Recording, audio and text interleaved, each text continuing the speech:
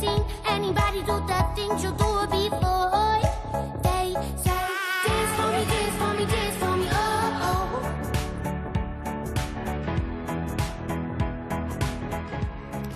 Bonjour à tous, soyez les bienvenus, j'espère que vous avez passé un excellent week-end. En tout cas, nous, on va tout faire pour que vous passiez une bonne semaine. On a de belles histoires à vous raconter et des témoignages porteurs d'espoir. Mais on commence tout de suite avec notre lumineuse Xenia. Salut Xenia. Lumineuse et stylée ce matin. Je ne sais pas ce que tu en penses, mais en tout cas, j'ai mis Ça te va très bien la Charlotte. tenue parce que je suis au Mans. Et au Mans, on fabrique quoi au Mans du Mans? Dis-moi. Les rillettes? Eh ben pas du tout, pas des rillettes, on fabrique du tofu. Alors tu vas te dire, le tofu, je sais pas si j'aime trop ça. Et ben c'est parce que tu n'as pas goûté celui-là. Je peux te dire qu'il vaut le détour, donc on va découvrir ça ensemble. Ah bah écoute, hâte de découvrir le tofu sartois, je ne connaissais pas effectivement.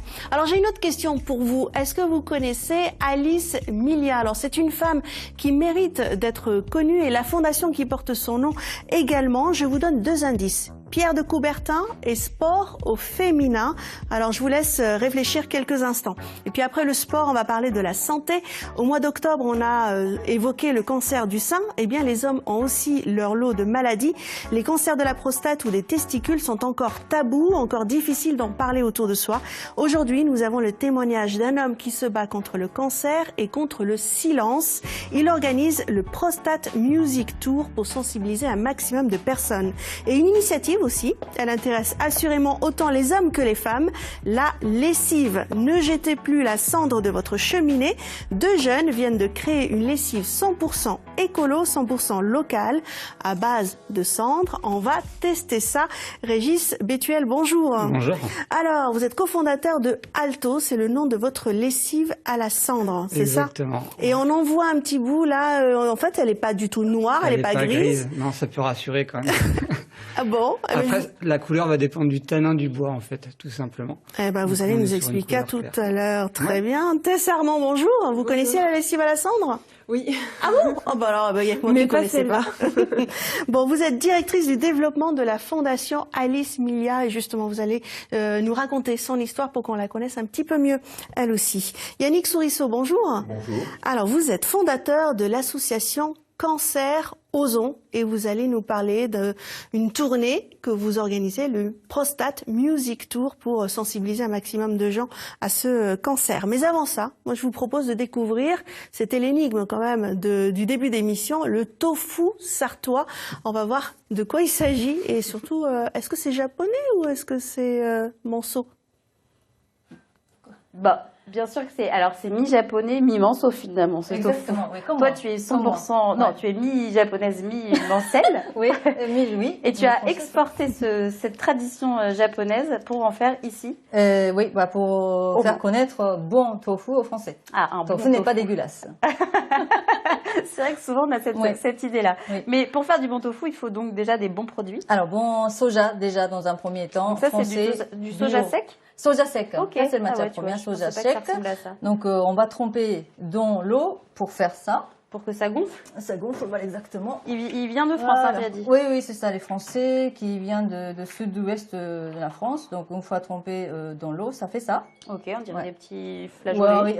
haricots, ouais. Haricots blancs, Ouais, voilà. c'est ça. Et on met dans cette machine-là qui a une espèce de pierre synthétique qui broie Ok. le Ah, soja. d'accord. Ça, c'est important. Il ne faut pas couper avec les lames. Il faut pas Faut le bien mixer. écraser, Il faut voilà. l'écraser pour Ouais. faire une sorte de pâte. Oui, c'est ça. D'accord. Tu Et le là- vois Ouais, vas-y. Et tu vas mélanger avec de l'eau.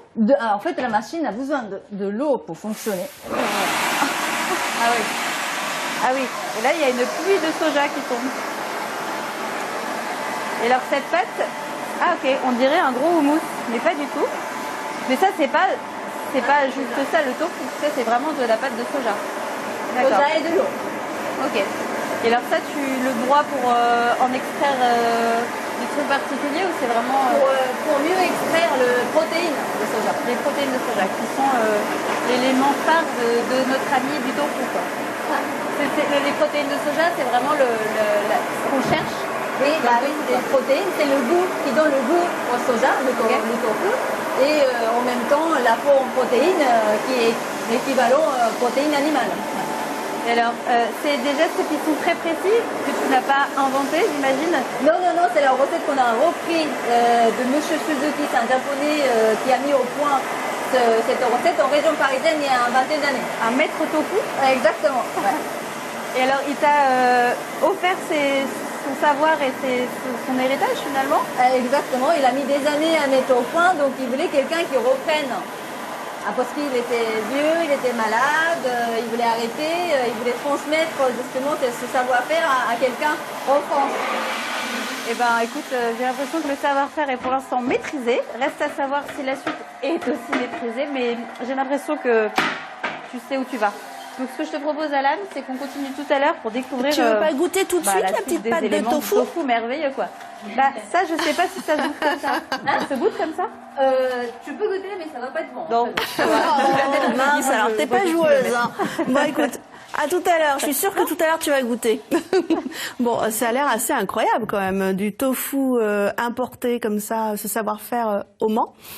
Bah, j'aurais pensé qu'il y aurait eu des rillettes avec, mais bon... Ah ben on sait pas, peut-être que On ça se sait marie pas. bien, on verra tout à l'heure. Pourquoi Quelle pas. est la recette? Peut-être, peut-être. Alors, on va parler maintenant de notre thème du jour. Un homme sur 9 est ou sera touché par le cancer de la prostate. Notre invité se bat depuis 4 ans pour vaincre ce cancer. Alors, il garde pourtant une très très belle énergie, vous allez la voir. Il la met au profit d'une association qu'il a créée qui s'appelle Cancer Osons. I see you walking by. Yannick Sourisseau, quand vous dites osons, c'est quoi? C'est osons en parler avant tout? Bah c'est, oui, oser le dire, parce que c'est un tabou chez les hommes, parce que ça touche les fonctions sexuelles principalement, et les hommes n'osent pas en parler. Ce sont les traitements qui font, parce que le cancer de la prostate particulièrement, c'est un cancer hormonodépendant, donc qui est véhiculé par la testostérone à travers les muscles et qui touche après le système osseux. Donc il y a souvent un repli sur soi de la part des hommes. C'est plus facile dans un bar de parler de ses performances sexuelles que l'inverse, dire bah oui, je suis un peu, c'est un peu en berne de ce côté-là, et souvent on fait l'objet de moqueries de la part des autres qui sont plus jeunes. Et donc c'est pour ça, moi je leur dis, écoutez, parlez-en. Moi j'en parle depuis des années. Enfin, depuis que je suis touché, je ne maîtrisais pas avant, mais maintenant j'en parle. Et Ça fait 4 ans. 4 ans, oui. Ça me fait énormément de bien. Et je pense que vous aussi, ça vous fera du bien. Et aujourd'hui, j'ai plein de retours de gens qui me disent bah, « c'est bien, n'osez en parler ». Alors donc je me fais un peu le porte-parole, mais quelque part, je les sors un peu du milieu dans lequel ils sont renfermée et qui est préjudiciable aussi à l'évolution de la maladie, c'est-à-dire qu'elle évolue plus facilement chez des gens qui sont dans un système dépressif, et des fois ça peut même conduire à des situations fatales parce qu'ils ont tellement honte de leur maladie que certains vont même jusqu'au suicide. Donc c'est pour ça qu'il ne faut pas hésiter à en parler, mener des actions pour les sortir un peu de l'endroit où ils sont. Alors, vous allez reprendre une chimiothérapie demain, en fait, vous allez recommencer. C'est la deuxième fois que vous êtes dans ce processus-là. Et vous dites, finalement, il faut arriver en forme avant une chimio, c'est ça? Oui, ça peut paraître paradoxal, mais c'est vrai qu'il vaut mieux être physiquement bien en forme. Moi, je fais beaucoup de sport. On parle d'activité physique adaptée, hein, c'est pas de la performance, mais simplement du sport d'endurance à son niveau, ça dépend de son niveau de forme, mais je le fais depuis ma première chimiothérapie, en particulier de la marche nordique, puisque ça active 85% des muscles du corps, et ça me permet d'être plutôt en forme. Donc je dis effectivement, il vaut mieux avoir cette bonne condition physique pour accepter en fait le traitement, qui est quand même un traitement lourd. Quand on parle de chimiothérapie, ça fait toujours peur. Moi, la première fois, ça s'est extrêmement bien passé. Par contre, là, c'est une deuxième, après une période de rémission de 4 ans et une récidive en cours. C'est une deuxième, c'est la même qu'il y a 4 ans. Donc, il y a tout lieu de penser que ça se passera bien. Après, c'est un peu l'empilage des traitements derrière qui font que, effectivement, il peut y avoir des accidents sur le plan cardiaque, sur le plan pulmonaire. Et donc, c'est plutôt ça ce qui est inquiétant. mais j'ai toujours ma bonne étoile au-dessus de moi et je me dis que je continuerai à marcher comme je l'avais fait la première fois, puisque la première fois, je m'étais dit, bon, j'étais affalé dans mon canapé après l'injection, parce que ça fatigue énormément, et je me suis dit, je vais aller marcher. Je me suis un peu accroché au mur pour faire les 500 premiers mètres, et après j'ai fait 5 km, et je suis revenu, j'étais en pleine forme, quoi. Vous habitez au milieu des vignes, je crois, dans un paysage assez merveilleux.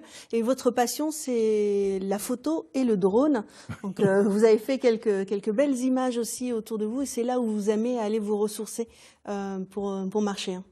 Oui, on voit d'ailleurs des photos de mon studio de montage. Effectivement, j'aime bien cet endroit qui est magnifique, quoi. Surtout en automne, comme ça, on a des vues assez sympathiques. Et j'ai passé mon brevet de pilote de drone. Je suis pilote professionnel. Il y a juste après ma première chimiothérapie, en me disant il n'y a pas d'âge pour le passer.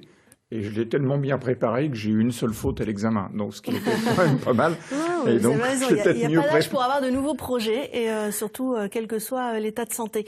Régis, vous êtes un homme plus jeune, donc vous êtes vraiment la cible, en fait, de Yannick. Il veut vous sensibiliser. Est-ce que vous avez déjà abordé ce thème-là autour de vous ou pas? Non, pas spécialement. Bah, après, voilà, j'ai moins de 40 ans, donc je me sens peut-être moins concerné, mais je vais l'être prochainement, je pense. Bon, on vous le souhaite pas, donc, mais au moins, voilà, discuter. Voilà, c'est ça, c'est important qu'on ouvre la parole sur ce sujet. Ouais. Oui, parce que ça commence à 45 ans, enfin les premiers, c'est 45 ans. Non, mais lui dites pas ça, il est en train de il va se précipiter chez son médecin.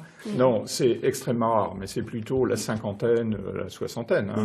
Après, reste le cancer du testicule qui, lui, touche des gens très jeunes, voire 18, 20 ans, qui est moins problématique, puisque là, c'est une ablation directe, et donc il y a moins de problèmes, et éventuellement la pose d'une prothèse après.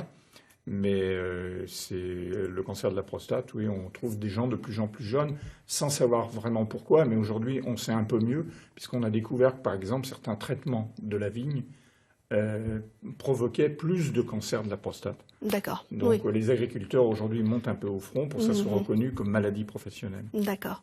Alors vous souhaitez en parler, vous souhaitez libérer la parole, mais vous en parlez aussi avec humour, et donc vous avez créé le Prostate Music Tour.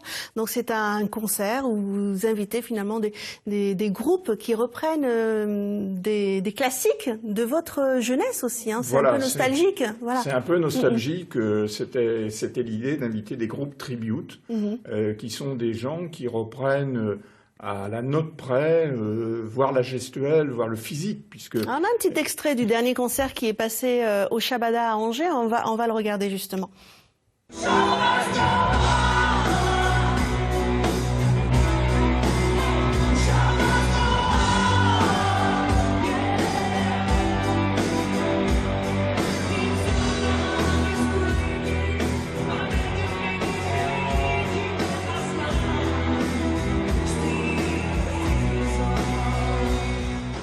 Freddie Mercury n'est pas mort. Non, il est ressuscité.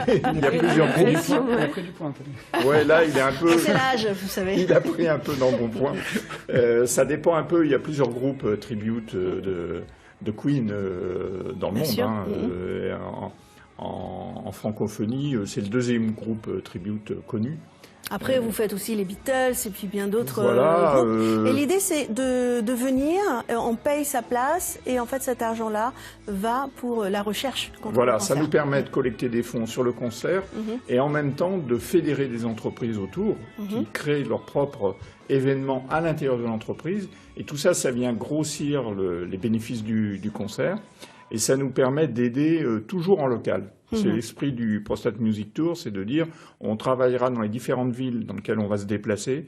On va toujours travailler avec les centres de cancérologie ou les unités de cancérologie locales, mais ça peut aller jusqu'à l'accompagnement de patients aussi. Il y a des projets, en fait, dans chaque établissement qui peuvent être des projets de recherche avec l'INSERM, par exemple, sur des traitements, mais toujours fléchés cancer masculin. D'accord. Effectivement, on a parlé d'Octobre Rose, on va dire que novembre, c'est le mois du cancer masculin, mais bon, vous, c'est toute l'année que vous allez essayer de développer ces cancers. C'est toujours ce que j'ai tendance à dire. En fait, là, on parle de Movember, qui est le mouvement dédié aux hommes, qui est un peu le pendant effectivement d'Octobre Rose, moins connu qu'Octobre Rose. Mais le cancer, il attend pas le mois de novembre pour Bien se sûr. déclarer, pour Donc là, agir. c'était à Angers, mais vous allez avoir d'autres dates. Et si on veut en savoir plus, on va sur le site de Cancer Ouzon, tout simplement, l'association. Tout Très simplement. bien. Ben, écoutez, merci beaucoup pour votre témoignage. Vous restez avec nous. On a encore plein de belles choses à vous faire découvrir également. Si vous avez des questions, que ce soit sur le cancer de la prostate, des testicules ou sur toute autre problématique de santé, vous n'hésitez pas à nous envoyer un mail vef.pdl@francetv.fr. Et puis nous, on va aller retrouver notre Xenia qui est au Mans aujourd'hui et elle nous prépare non pas des rillettes, mais vous allez bien écouter du tofu. Du tofu qui est prêt à être moulé. Parce que Non, du pas coup, encore. l'étape... Voilà, je croyais que c'était hyper lourd. Mais Non, pas non, du tout. c'est léger. Alors là, c'est... tu sais, ça, c'est Ça, pas la ça, c'est pâte qu'on a pressée. Alors ça c'est donc le soja a été cuit, on a on a séparé le liquide et la solide. Donc ça, c'est du lait de soja, en fait. Voilà, c'est ça, lait de soja, donc qui a été en plus coagulé avec le coagulant naturel qui s'appelle le nigari, ça c'est le chlorure de magnésium naturel, Ça, issu c'est la petite de la mer. touche secrète. Et voilà, ça c'est une particularité du tofu japonais. D'accord. Ouais. Et alors ça, c'est les résidus de pâte? Ça c'est donc le solide Ok. qui était séparé de liquide. Ok. Donc ça s'appelle le pulpe de soja. Nous les japonais on s'appelle okara. On peut le manger. Hein. Mais ça n'a pas forcément de goût. Non, il faut assaisonner. Et ça, Mais ça a c'est du pas goût, mauvais. ça, là? Alors, ça, ça c'est le meilleur tofu, le meilleur moment. Ah, on dirait un entremets Tofu à frais, la vanille. voilà, exactement. Ah ouais, carrément. Ouais. Donc bah, j'y vais. C'est chaud. Mais- Un peu. Mais bon, ça pas brûlant. Ah oui. Ah mais ça n'a rien à voir avec... Ben non, c'est ce goût sucré de soja. Ça c'est des vrais tofu que tu Ok. n'as, je suis sûre, jamais mangé. Non, je t'avoue que j'ai toujours trouvé ça un peu... Ah ouais, voilà. Même les textures tu vois, dures, voilà. Voilà. Alors du coup, d'avoir séparé ça, c'est pour permettre après de mouler. Oui, c'est ça. Oui, donc c'est un peu comme le process de fromage. Ça c'est Oui, le. c'est ça finalement, le cahier qui Oui, sépare voilà, de- exactement. Donc là, il faut prendre comme ça et les mouler, mais tout C'est très méthodique. délicatement, parce qu'il ne faut pas trop casser les molécules. Si on casse trop, ça va être dur et c'est pas très agréable en bouche. Alors, je te laisse essayer. Vas-y. J'en rajoute là? Oui, vas-y, Ok. vas-y. Parce que si tu casses les molécules, ça va faire un tofu qui sera dur. Dur, ouais. Ok, je le mets où? Ouais, vas-y, tu peux. Là, Ouais, ok. ouais. Et puis on va aplatir après, comme Ok. Ophélie, voilà, tiens. Ok, j'aplatis comme Ophélie Ouais. pour que ça se lisse. Ouais, ça se lisse un peu. D'accord. Et Je suis nulle, hein. qu'il n'y a pas trop. Ah oui, pardon. Oh là là. Alors mon tofu à moi sera pas du tout Ouais, gastronomique. c'est pas grave, on va le donner. Ça va être un flan, mais Ouais, c'est sympa mais aussi, pas grave. les flans. Donc, Oui, tu parce vas que- essayer de faire Ah, ok. un plat. Si le maître tofu me voyait, il m'engueulerait. Ouais, bah, oui. Il n'aurait pas imaginé qu'il y a une Française qui vient de. Ophélie, elle a l'air plus française que déjà. Ouais, ça, quoi, elle est pure sartoise. Et du coup, ça va continuer à cuire, ça va continuer Alors, à... en fait, ça continue, tant que les températures restent chaudes, ça continue à coaguler. Ok. C'est pour ça que il faut pas trop tarder. D'accord. Et après, vous allez Non, comme là. un fromage, vous allez l'empacter. Voilà, on va Les presser. gouttes, Alors, tu vas les voir, gouttes, on utilise les. Voilà, comme ça. Donc il faut mettre la quantité qu'il faut parce que Ouais. là, c'est très artisanal. Donc non tofu, il y a des gros et petits, mais il faut qu'il y ait Ok. une quantité minimum. Donc là, c'est pour ça qu'on a un Très gabarit. bien. Voilà. Et bien, surprise. Conseil. Et ben, du coup, Voilà. on Conseil. ferme et on retrouve notre ami tout à l'heure, c'est ça? Ouais, Et ben, très exactement. bien. Vas-y, je te laisse envelopper ton petit bijou, mon petit flan à Eh la bien, vanille. prenez bien soin de votre tofu. Et puis, on se À retrouve tout à l'heure, pour le Xenia. dessert. Très bien. À tout de suite. Découpage après. Bon, alors après l'atelier du tofu, moi je vous propose d'aller retrouver l'atelier zéro déchet de Joséphine. Et aujourd'hui, elle a une petite recette facile pour préparer votre baume à lèvres. Et oui, l'hiver arrive et les lèvres vont être gercées.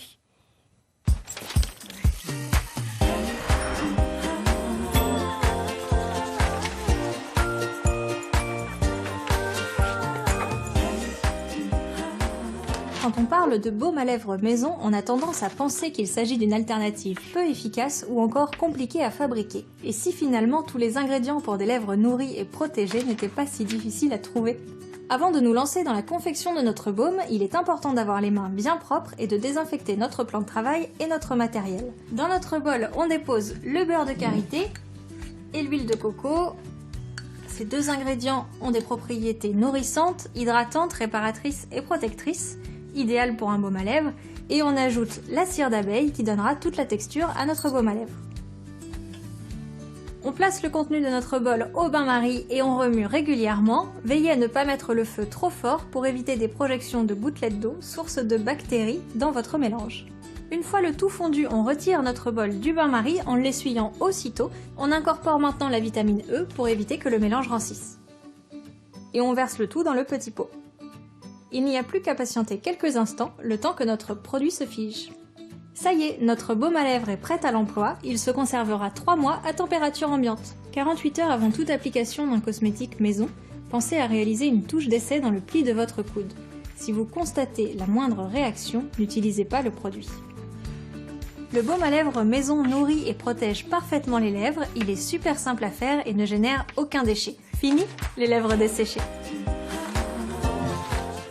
Merci beaucoup Xenia. Alors on va retrouver maintenant une belle initiative, mais avant cela, nous allons parler aujourd'hui d'Alice Milia. Je ne sais pas si vous la connaissez, c'est une sportive nantaise, une athlète. Elle s'est battue pour que les femmes puissent participer aux Jeux Olympiques. Elle est pourtant tombée dans l'oubli, mais une fondation tente de la remettre en lumière et de favoriser le sport au féminin. C'est la belle histoire du jour que nous allons vous raconter. Alors notre initiative, eh bien ce sont 2 hommes, oui, 2 hommes qui se sont lancés dans la fabrication d'une lessive 100% écolo et 100% locale à base de cendres. On va découvrir la recette maintenant tout de suite et surtout savoir si ça fonctionne. I said, oh my God, I see you walking by. Régis Bétuel, vous êtes fondateur d'Alto. J'ai envie de vous demander, est-ce que votre lessive lave plus blanc que blanc? Non, elle lave pas plus blanc que blanc. Mais elle lave blanc déjà? Elle lave blanc déjà, ouais, c'est déjà pas mal. Non, parce que la cendre, on s'inquiète, on se dit, mais si je mets mon chemisier blanc, est-ce que ça va être un peu grisâtre en sortant? Oui, on peut avoir un a priori par rapport à ça. C'est pour ça qu'on l'a fait tester du coup en laboratoire, justement par rapport à cette a priori. Et en fait, on a eu des très bons résultats, elle va pas grisailler plus qu'une autre lessive. Et là, vous nous avez mis un petit flacon transparent où on voit votre lessive. Vous pouvez le prendre à la main pour nous montrer. Et en fait, on a l'impression que c'est de l'eau, un petit peu jaunâtre, mais on s'attendait à quelque chose d'opaque en fait, avec la cendre. Alors, pas du tout. Après, donc là, il n'y a pas d'additif, c'est complètement naturel. Tout va dépendre en fait du tanin du bois. Donc, suivant l'essence du bois, on peut avoir un liquide plus ou moins jaune. Là, pour le coup, elle est relativement claire. D'accord. Mais ça va pas, la couleur va pas en fait impacter l'efficacité de la lessive. Alors pourquoi est-ce que la cendre est lavante? Alors la cendre est lavante, elle est composée en fait de différents minéraux, dont la potasse. La potasse, c'est un tensioactif naturel. D'accord. Alors vous avez vu Joséphine à l'instant avec son atelier zéro déchet. Elle nous avait proposé un petit tuto pour le faire chez nous à la maison. Là, c'est si on est convaincu, on va directement l'acheter au magasin. C'est ça le principe. Alors c'est ça. Après nous, on a rien inventé en fait. Le but c'est vraiment de démocratiser cette lessive qui était tombée aux oubliettes avec l'arrivée de l'industrie chimique. Mais déjà à l'époque romaine, on lavait le linge avec de la cendre. Oui, c'est vieux comme Hérode. C'est ça. Donc exactement. Donc le but c'est de le rendre accessible à tout le monde, le démocratiser. Et si des gens ont de la cendre chez eux, ils peuvent faire la lessive, il n'y a rien de compliqué, quoi.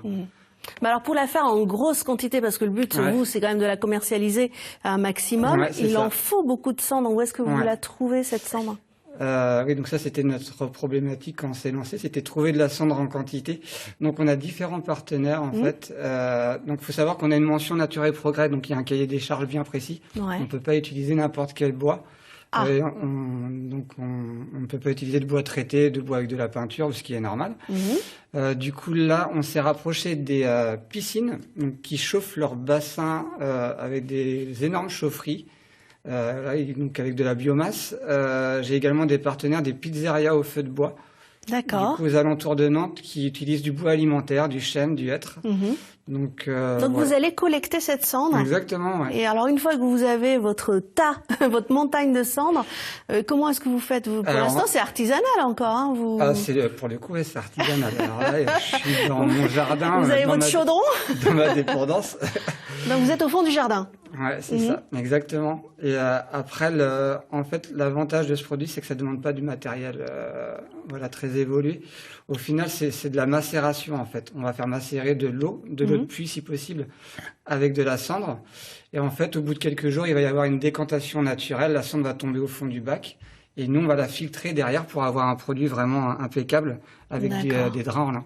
Et alors, vous en faites combien là de litres de lessive dans votre jardin? Actuellement, je suis à 250 litres par semaine. Ah ouais. Ouais, Bah dis donc, c'est pas mal, ça commence à être une bonne quantité industrielle.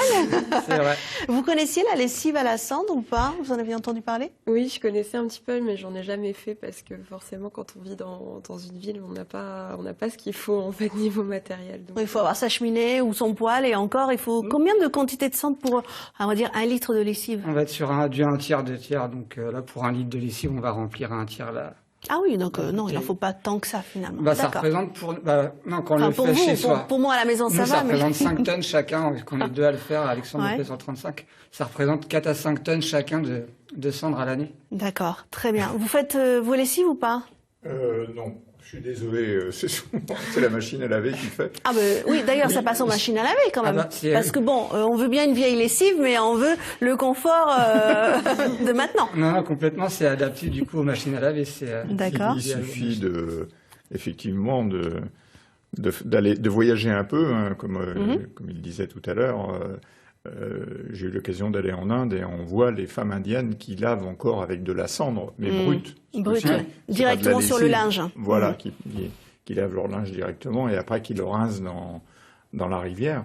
Et c'est vrai que c'est quelque chose qui a toujours...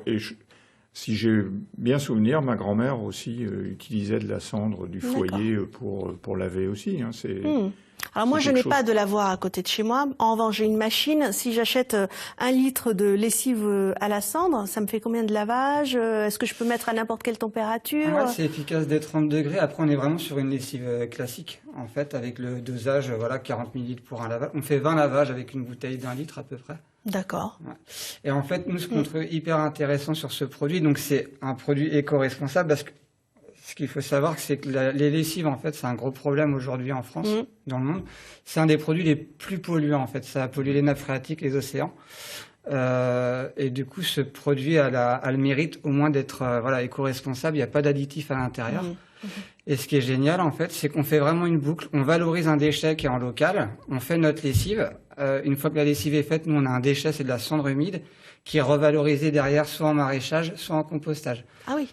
Donc pour le D'accord. coup, on est vraiment en zéro déchet. En zéro Et déchet. on la vend, du coup, là, on voit le bidon, on la vend dans les épiceries Vrac. Donc Et les vous gens avez, amènent leur contenant, ils se servent. Vous avez déjà une centaine de points de vente. ouais. Donc ça marche très très bien. Ça marche bien, ouais. Super. Ouais. Comment vous avez eu l'idée et l'envie de faire ça? Vous disiez, j'ai 40 ans, voilà. Ouais, non mais c'est ça. C'est faire quelque chose en phase avec mes valeurs. Pour mon ami, c'est la même chose. Moi, j'étais dans la communication, je vendais des solutions digitales aux entreprises. Donc, rien à voir. Ouais. Mais là, c'était vraiment de trouver, faire nos colibris, trouver un sens, quand on se lève le matin et participer à l'effort collectif, proposer des alternatives. Et du coup, voilà, on a tapoté un petit peu sur Google, on a regardé ce qui existait avant. Enfin, on s'est dit, tiens, c'est super, pourquoi c'est tombé comme ça dans l'oubli? On l'a essayé, on était convaincus, on a fait essayer les amis, la famille, et voilà. Eh ben, bravo à vous. Très très belle initiative. Merci. Et longue vie à votre lessive et on espère participer et que vous ayez plein de colibris qui viennent vous rejoindre, vous aussi, Complètement. dans cette belle aventure. Alors nous, on va retrouver notre petit oiseau à nous qui s'est posé aujourd'hui du côté du Mans pour nous présenter là aussi une initiative originale du tofu Made in Sarthe. Made in Sarthe, et je disais à Cisa que si elle faisait des bêtises, je lui coupais Voilà, les doigts. ouais. Si tu ne fais pas J'ai bien. peur. Dis donc, je lui dis notre petit oiseau à nous, mais en fait non, c'est la guerrière. Je suis un gros vautour. Du coup, on a meulé les tofu. Voilà. Alors, il est en train de presser Très bien. pendant un petit peu. Et Normalement, il presse combien de temps? quelques minutes. Hein. Ah oui, Ouais, d'accord. mais C'est pas comme du trop. fromage, Hein. quoi. Ouais, Ok. voilà. Ouais. Et donc là, Ça c'est alors il est fini à être pressé, donc on démoule. Ah ouais. Voilà. Ah oui, non, il y a un super dessus. Je le trouvais très beau. Ouais, voilà. Bon, en fait, celui-là, c'est tofu. On a plusieurs textures de tofu. Tofu tendre et tofu ferme. Celui-là, c'est tofu, ce qu'on appelle ferme. Donc, ça a été pressé, en effet, beaucoup plus longtemps que quelques D'accord. minutes. Et Donc, ce c'est qui tout. fait qu'il soit ferme, tendre, soyeux, parfois on dit aussi, non? Alors, soyeux, c'est pas le même procédé. Nous, Ah, on fait pas le ok. soyeux. Ouais. Donc là, tu vas tester après. Vas-y. Tu me fais Faut pas bien confiance? couper droit. Hein. Ouais. Donc, voilà, comme ça. Ah ouais, effectivement, on sent qu'il est dense, quoi.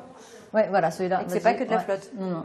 Non, D'accord. loin de là. Et alors, le côté ferme ou non, Oui, c'est la texture. Ça va être une histoire de goût aussi ou... Non, c'est seulement la texture qui est différente. Ouais. C'est plus concentré. Il y a moins d'eau dans celui-là, donc le goût est plus concentré. Et après, tu le cuisines comment ce tofu? Alors le tofu, le plus simple, c'est juste sortir de baguette tranchée, fleur de sel, l'huile d'olive. Ah ouais, comme une petite en apéritif, mozzarella, c'est oui, c'est très très très bon. Et après, si on chauffe, par exemple dans le soupe, le tofu ou le sauté, quand c'est ferme, on peut le faire. Et la texture se modifie parce que ce tofu est fait avec le nigali, coagulant naturel, voilà, ça devient beaucoup plus onctueux. Eh ben, écoute, rien qu'à la découpe, ça donne envie. Franchement, on a envie de se plonger dedans. Vous en faites aussi du frit? Oui, on peut le frire, donc on peut le couper en cubes, enrober dans le fécule et plonger dans le bain d'huile. Trop bien. Et ça se conserve combien de temps, Xenia? Soja. Moi, je suis un peu trop Et formatée. alors, ça se conserve, comme c'est un produit frais, ça se conserve en moyenne 14 jours, c'est ça? Le tofu tendre, 14 jours. La tofu ferme un peu plus longtemps, mais pas beaucoup plus. Ouais, mais ça reste du produit frais. Et alors, si on a envie de trouver ces petites merveilles sartoises japonaises, sur Internet? Sur Internet, donc, vente en ligne si vous habitez loin. Sinon, dans une épicerie en vrac qui s'appelle Anagramme, ils vendent notre tofu en vrac. On verra de quoi. Voilà, exactement. Sinon, le restaurant qui s'appelle Ikoi, à côté de centre-ville, vous pouvez en acheter aussi. Et ben, il n'y a plus qu'à. Eh ben écoute, c'est parti pour la déguste, hein. Allez, à demain. Oui, mais tu remplis ta besace, hein. Nous aussi on a envie de déguster ici sur le plateau. Oui, j'ai rempli ma besace, bien sûr. Bon, écoutez, si vous avez envie que Xenia vienne chez vous pour découvrir vos savoir-faire ou puis vos initiatives insolites également, n'hésitez pas, vef.pdl@francetv.fr.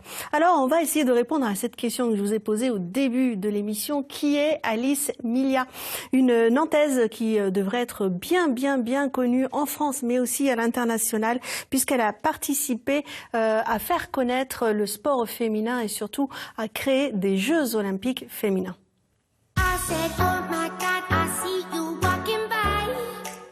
Alors on a une photo d'Alice Milia et également une BD ici qui lui est consacrée. On va en parler dans un instant. Vous travaillez pour une fondation qui porte son nom, Alice Milia. Avant de parler de cette fondation, est-ce que vous pouvez nous raconter qui est cette femme? Je disais une sportive nantaise tout d'abord.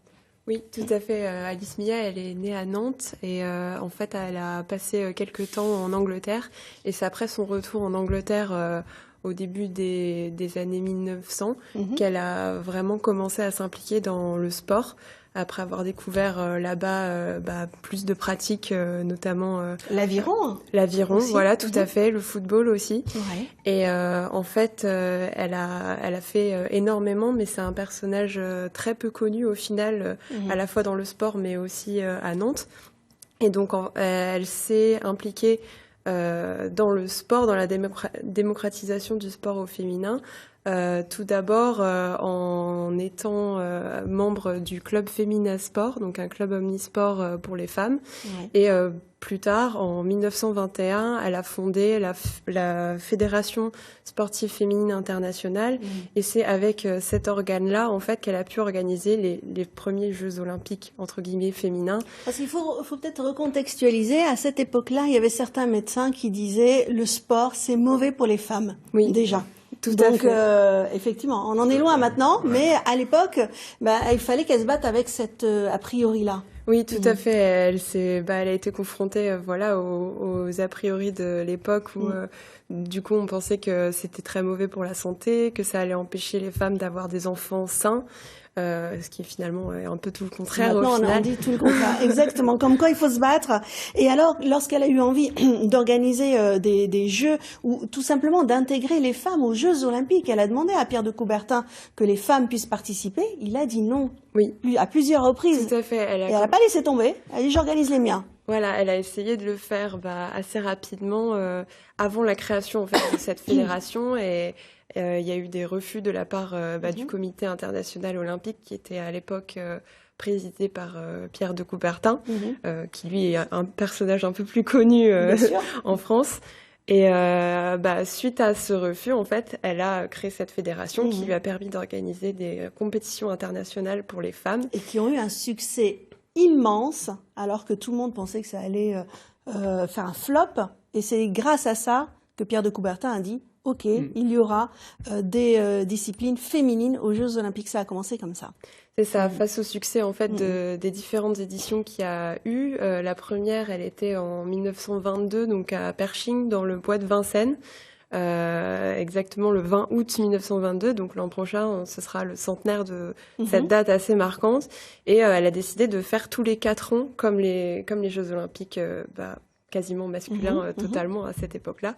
Et face au succès croissant de ces Jeux-là, des épreuves d'athlétisme féminines ont été intégrées aux Jeux Olympiques d'Amsterdam en 1928, où Alice Milla a d'ailleurs rejoint le jury, comme on la voit sur la photo, le jury des épreuves masculines. La seule femme. La seule femme et la première à intégrer un jury, tout à fait. Alors Alice Milla, elle est nantaise, elle est décédée et elle repose au cimetière Saint-Jacques à Nantes. Mais voilà, même les Nantais ne la connaissent pas. Est-ce que vous la connaissiez? Non, pas du tout. Voilà, elle est vraiment tombée dans l'oubli. Et la question que je voulais poser, est-ce qu'on a encore des traces à Paris, dans le bois de Vincennes, de l'organisation de ces Jeux Olympiques féminins? Dans le bois de Vincennes, pas particulièrement, mais à Pershing, j'y suis jamais allée sur place, mais je pense qu'il y a quelques traces. Par contre, en ce moment, il y a la construction d'une aréna qui a débuté pour les JO en 2024. Et le Conseil de Paris a voté pour que le nom Alice Milla lui soit décerné. Enfin, voilà. Ce serait bien. 2024, la renaissance de Alice Milla, finalement. Il y a une statue maintenant qui repose aussi à côté de celle de Pierre de Coubertin. On a Alice Milla, mais bon, c'est bien peu de choses par rapport à tout ce que vous venez de nous dire. Donc justement, l'objet de la fédération, c'est de la faire connaître et de favoriser le sport au féminin en créant des outils pédagogiques à destination de tous les publics, dont cette BD. Documentaire sur la vie d'Alice Milla. Donc l'idée c'est qu'elle tombe entre toutes les mains. Tout à fait, c'est vraiment accessible à toutes et tous. C'est à la fois des planches de BD, voilà, les premiers JO féminins, un peu classiques, et on a des parties un peu plus documentaires qui font un peu penser à des livres d'histoire. Voilà, l'impact des années folles, les premiers Jeux Olympiques, les rencontres internationales. Effectivement, il y a beaucoup d'affiches et de documents historiques là-dedans. C'est ça, et c'est du coup l'édition Petit à Petit qui a créé cette BD. En fait, nous, on a été au courant du projet assez tôt, et on a pu prendre un petit peu part au processus. D'ailleurs, à la fin, on apparaît dans l'héritage d'Alice Milla. Et ça fait partie de nos actions qu'on fait au quotidien pour la faire connaître et reconnaître aussi, comme ça a été le cas avec la statue au Comité national olympique.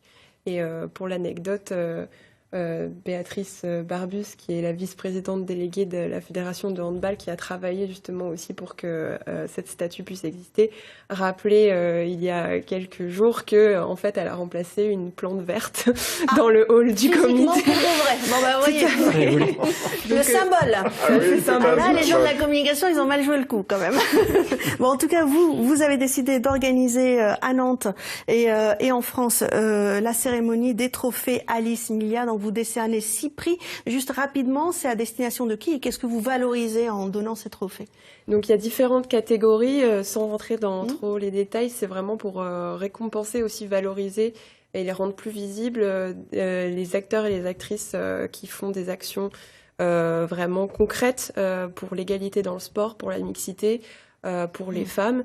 Et donc ça va des associations aux personnalités. Aux médias, et on souhaitait faire cette première édition et surtout que ça devienne un événement qu'on pourra répéter l'an prochain. Bon, écoutez, vous reviendrez l'année prochaine pour nous parler des trophées en particulier, pour savoir à qui vous allez décerner ces prix. Juste, on peut se la procurer à quel endroit, la BD? Alors, vous pouvez la commander sur le site Petit à Petit. Très bien. Sur notre site aussi. De la Fondation Alice Milla. On la rendra accessible. Et Super. sinon, en local, j'imagine que dans certaines librairies, vous pouvez aussi la voir en direct. Eh ben génial, voilà une belle idée à mettre sous le sapin, voilà, c'est super. Merci beaucoup d'être venu nous parler de cette fondation. Merci Yannick de combattre le silence, le cancer de la prostate. C'est pas fini. C'est pas fini, exactement, Ça fait c'est que que le commencer. début. Et merci pour cette belle initiative, la lessive Alto 100% équitable, locale et naturelle surtout. Merci à vous, on a encore plein de belles histoires à vous raconter, vous le savez bien, alors rendez-vous demain à 9h, on compte sur vous, belle journée. They say, oh my God, I see the way you shine. Take your hands, my dear, and place them both in mine.